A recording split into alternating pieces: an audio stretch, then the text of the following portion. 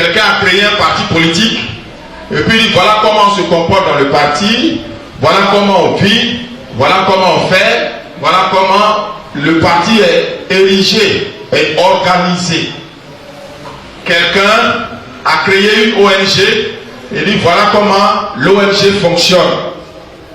L'église, c'est pas ça. Parce qu'on est le monsieur qui est là-bas, il s'appelle Koné. C'est lui qui est le prophète. Donc, il y a un pasteur qui est là, c'est sa femme qui est la responsable des femmes, et puis la chante. Il y a des caméramans. Quand ils voient ça, ils croient que l'église, c'est affaire des hommes. C'est ça qui trompe beaucoup d'hommes. C'est pas affaire des hommes. L'église, Jésus a dit dans Matthieu, je bâtirai mon église.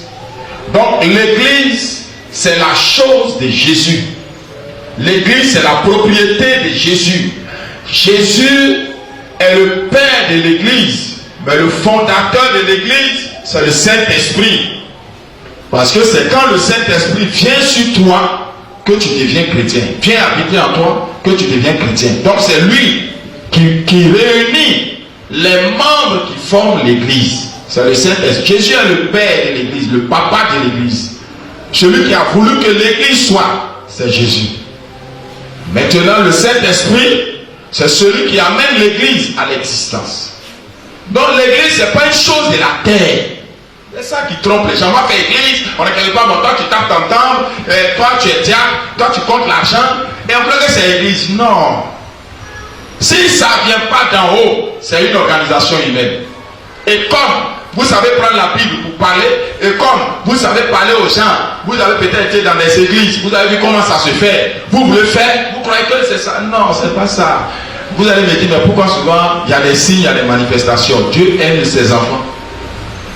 Il n'a pas dit dans la Bible, je dirais, les gens ont dit, j'ai fait des miracles, j'ai prophétisé, j'ai fait ceci. Il va dire, je ne vous connais pas. Ouvrier d'iniquité, je ne vous connais pas. Pourquoi? Parce que ce qu'ils étaient en train de faire, c'est pas Dieu. Dieu n'est pas dedans. C'est pas l'église. Les manifestations étaient là. Dieu faisait à cause de ses enfants. Aucun jour, leurs yeux s'ouvrent et puis ils rencontrent le vrai Dieu.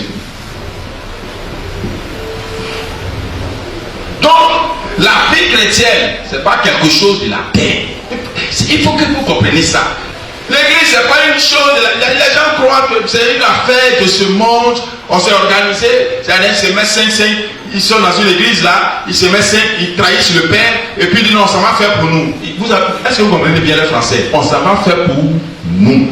Ils n'ont pas dit on ça va faire pour Dieu. On ça va faire pour nous aussi.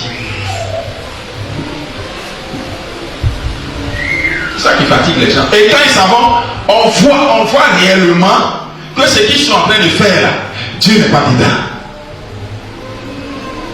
Parce qu'ils vont passer le temps à escroquer les gens, ils vont passer le temps à donner des prophéties pour garder les gens, ils vont passer le temps à faire des programmes pour garder les gens, ils vont passer le temps à mentir, ils vont pas. Toi-même tu es dans l'église là, tu ne sais même pas où vous allez. C'est ça, je vous conduis quelque part. Quand Dieu appelle un homme, il lui donne une vision. Quand Dieu a appelé Noé, il dit construis-moi un bateau. Quand Dieu a appelé Moïse, il dit va faire sortir Israël de l'Égypte.